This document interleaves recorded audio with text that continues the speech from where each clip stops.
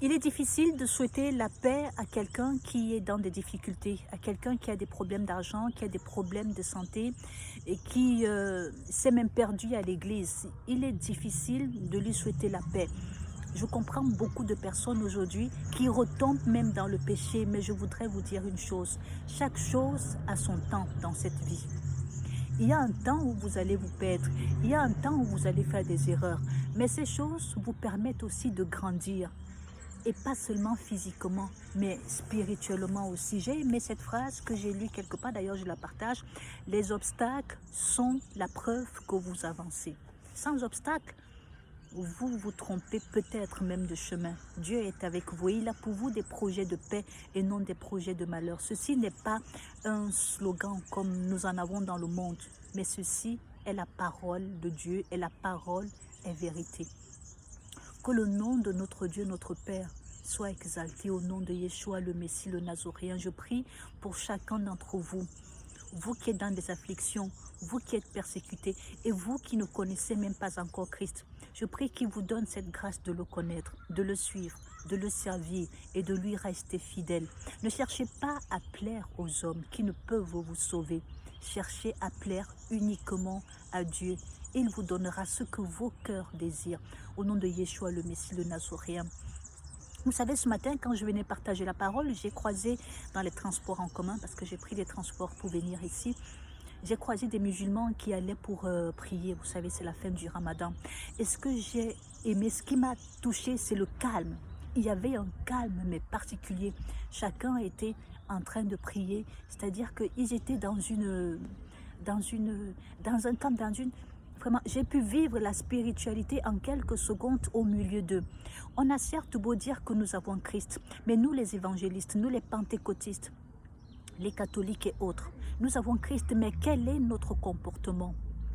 Il est écrit que le ventre est le siège des affections charnelles.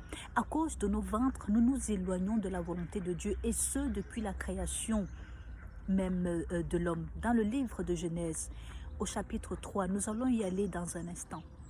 Mais je voudrais vous rappeler encore ce passage de Philippiens qui nous dit aussi que nous sommes des citoyens des cieux et non des ennemis de la croix qui ont pour Dieu leur ventre. Ève avait pour Dieu son ventre. Lorsqu'elle se retrouve dans le jardin, n'est-ce pas, en face de ce serpent, la Bible intitule ce passage « La trahison et la chute ». Or, dans ma Bible Chouraki, je préfère, c'est intitulé « Le serpent nu ». Pourquoi le serpent nu? Parce que le serpent qui est présenté comme un animal rusé était déjà dépouillé, n'est-ce pas, de l'esprit de Dieu. C'est pour cela qu'on dit que le serpent était nu, parce qu'il n'avait plus en lui un bon esprit. Et il se sentait seul. Il se sentait seul au point d'aller donc tenter Ève pour qu'ils se retrouvent ensemble, qu'il crée son petit groupe WhatsApp entre guillemets. Alors, quand le serpent vient, le fruit n'est pas la première chose qu'il fait consommer à Ève. La première chose qu'il fait, c'est d'éveiller les sens de Ève, car elle avait d'autres sens qui n'étaient pas encore éveillés parce qu'elle n'avait pas vu le bien et le mal. Elle n'avait vu que le bien que Dieu lui a montré. Pourquoi Dieu lui a montré que le bien?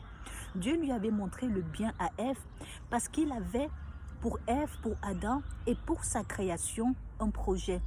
Celui de vivre éternellement. La mort ne faisait pas partie des plans de Dieu pour l'homme. Lorsque le serpent vient éveiller dans cet autre sens que Dieu avait aussi mis en elle, il passe d'abord par son premier sens qu'elle a vu. Il lui dit, regarde encore le fruit là bien. Elle regarde ce fruit et elle voit, parce que le serpent est rusé, il a certainement utilisé d'autres adjectifs, une autre qualité sur ce fruit-là, dont il ouvre ses yeux. Quand il ouvre ses yeux ainsi, qu'il lui montre le fruit, c'est un peu comme si nous avons un collègue, un gardien, que nous ne regardons pratiquement jamais. Mais lorsque nous entendons qu'il a gagné à la loterie, nous le voyons autrement.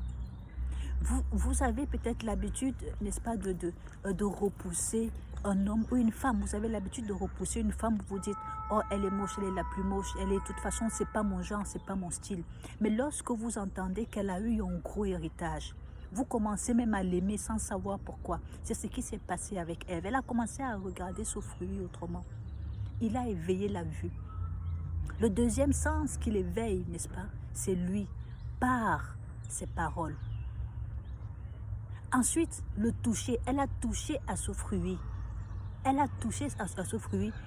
Elle a vu la forme. Elle a vu que ce fruit avait une autre forme que ce qu'elle avait l'habitude de voir. Elle a goûté à ce fruit avant bien évidemment de le manger. Les 5 sens qu'il a ouverts ici, le serpent, ne sont pas que, n'est-ce pas, pour consommer ce fruit. Car quand moi je travaillais pour une boisson à l'époque, une boisson que je ne vais pas citer ici, on nous demandait également, n'est-ce pas, que pour que les gens y consomment cette boisson-là, il fallait éveiller les 5 sens du public. Il fallait éveiller les 5 sens. En éveillant les sens par certaines qualités, n'est-ce pas, de cette boisson, beaucoup de gens allaient être amenés à consommer cette boisson. Et c'est ainsi, n'est-ce pas, le plan de l'ennemi. Lorsqu'il voudrait que vous tombiez, que vous vous éloigniez de la face de Dieu, il vous fera consommer, n'est-ce pas, des fruits défendus en éveillant d'abord vos sens. Et la première chose qu'il vous fera consommer et qu'il l'a fait consommer à Ève, c'est la parole.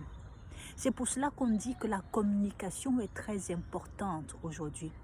Si vous n'avez pas un plan de communication, si vous n'avez pas un média où communiquer, comment est-ce que vous allez atteindre votre public?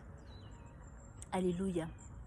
Lorsqu'il réussit donc à faire manger le fruit à Ève, la Bible nous parle, n'est-ce pas, de la punition, la deuxième punition, parce que la première punition était que désormais ils n'auront plus droit à la vie éternelle. La deuxième punition, c'est que désormais elle devra enfanter dans la douleur. Alléluia.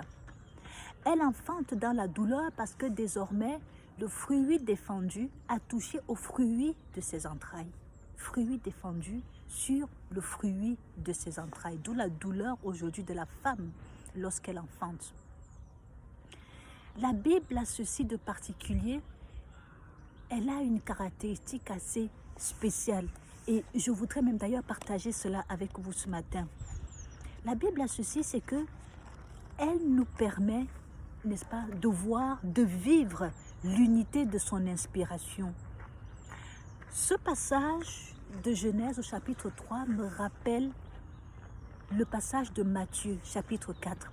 Lorsque le Seigneur Jésus est tenté par le diable, c'est la deuxième tentation, n'est-ce pas, du malin sur la créature de Dieu. Il passe d'abord par Adam et Ève. Là-bas, il réussit parce que c'est tentation et chute. Mais la deuxième fois, le titre sera tentation et victoire. Parce que c'est la victoire, cette fois, de Jésus-Christ, qui a la parole, qui est revêtu de l'Esprit et qui est le Fils unique de Dieu. Il passera aussi, n'est-ce pas, par la vue, en lui montrant toutes les choses du monde. Il passera par la parole, lui. Mais malheureusement, il a échoué. Et heureusement pour nous, Dieu est Dieu et Jésus-Christ est Seigneur et Sauveur.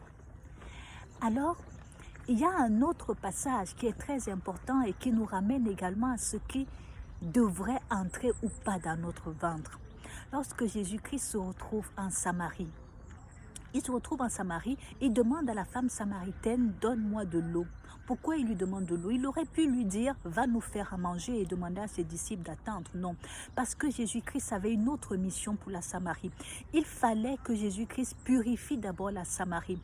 Dans le livre d'Ézéchiel au chapitre 23, la Samarie était une ville prostituée, une ville qui avait été maudite par Dieu. Elle était la capitale d'Israël en moins 1880 par là. Elle avait été maudite. La Samarie était appelée Ola. Vous pouvez aller vérifier dans Ézéchiel 23. Elle était appelée Ola. Et parce qu'elle avait été maudite par Dieu, il fallait que Jésus-Christ, qui était passé par là, assainisse les eaux de Samarie. Il fallait qu'il purifie encore la Samarie avant, n'est-ce pas, que le peuple, que les Samaritains viennent être baptisés, qu'ils acceptent Jésus comme Seigneur et Sauveur. C'est pour cela que les Juifs considéraient toujours les Samaritains comme étant des païens. C'est une ville qu'on appelait la ville prostituée. Jésus-Christ a donc demandé de l'eau, car l'eau, c'est un élément de purification. Alléluia. Il ne fallait pas que la nourriture de la Samarie entre dans le ventre de Jésus sans que la Samarie ne soit bénie. Et c'est après donc avoir utilisé cette eau-là que les disciples dont sont arrivés avec la nourriture et qu'ils ont pu continuer leur séjour. Dieu, l'Éternel, aura demandé à ce jeune serviteur, dans le livre de 1 roi 13, d'aller donner la nouvelle au roi lorsqu'il allait à Bethel, mais surtout de ne pas manger là-bas. Ce jeune serviteur a désobéi à la parole de Dieu. Il a mangé parce qu'il a entendu, n'est-ce pas, la parole d'un prophète qui était rusé. Et ce qui s'est passé, il est mort. Il est mort, Dieu lui a dit, parce que tu as désobéi, tu vas mourir, et il est mort. Ce n'est pas partout qu'on mange, car la nourriture a ceci de particulier, pas toutes les nourritures. La nourriture, elle alourdit l'esprit. Elle alourdit l'esprit et elle donne place à la chair. Pourquoi Daniel a refusé de manger les mets chez le roi Nebuchadnezzar? Il les a considérés comme étant des mets souillés. Il a demandé au pays, donnez-moi des légumes, les légumes qui n'allaient pas alourdir son esprit. Le livre de Proverbes nous parle d'ailleurs de la nourriture en nous disant ceci, en nous disant d'éviter les buveurs de vin. Évitons d'être des buveurs de vin, virgule, on parle également des excès de table. On a beau dire l'alcool est dangereux pour la santé, le tabac tue, mais on oublie la suite de la phrase dans la Bible qui dit aussi que les excès de table tuent. Les excès de table, certes, il s'agit de l'excès de nourriture, entre guillemets la gourmandise, mais tout ce qui nourrit la chair est également la parole. C'est la parole qui a d'abord nourri Ève, la parole d'un serpent rusé qui a d'abord nourri Ève avant qu'elle ne passe au fruit défendu. Faisons attention à ce que nous mettons, à ce que nous acceptons qui entre dans notre corps, car le corps est le temple de l'esprit. Dieu ne veut pas que nous alourdissions notre esprit avec ce que nous mangeons. Il y a des interdits pour certains.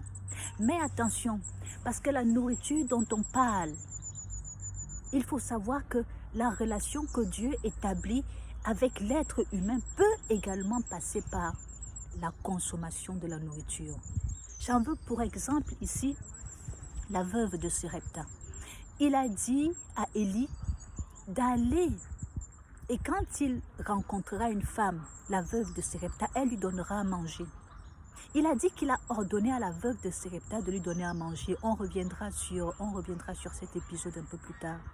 Mais parce que la veuve de Sarepta a accepté de marcher selon la volonté de Dieu, elle a donné à manger à Élie. Donc Élie a accepté de manger là-bas selon l'ordre de l'Éternel. La veuve a été bénie. On dit qu'il ne manquera plus chez elle de farine ou d'huile. Dieu peut t'envoyer faire une mission, il peut t'envoyer délivrer un peuple. Mais ce n'est pas pour autant que tu dois manger. Parce qu'il ne veut pas que tu alourdisses ton esprit par les excès de manger ou de boire.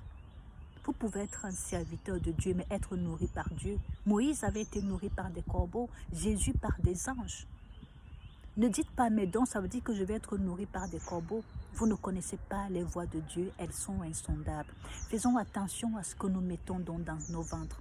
C'était la parole que je voulais vous partager aujourd'hui. Soyons des personnes spirituelles. Alléluia. En espérant que vous avez été pleinement bénis, que l'Éternel nous bénisse et qu'il nous fortifie, que le Saint-Esprit nous enseigne à être des personnes spirituelles, à ne pas nous goinfrer, à ne pas penser en premier à nos ventres, mais à penser d'abord à glorifier le nom de l'Éternel. Et souvent, quand nous sommes même dans la présence de Dieu, je dirais qu'on n'a même plus faim. En fait, on n'a plus faim dans le sens où on ne peut pas être gourmand de la chair et aimer Dieu. Les deux ne vont pas ensemble. Soyez fortifiés. Shalom, shalom.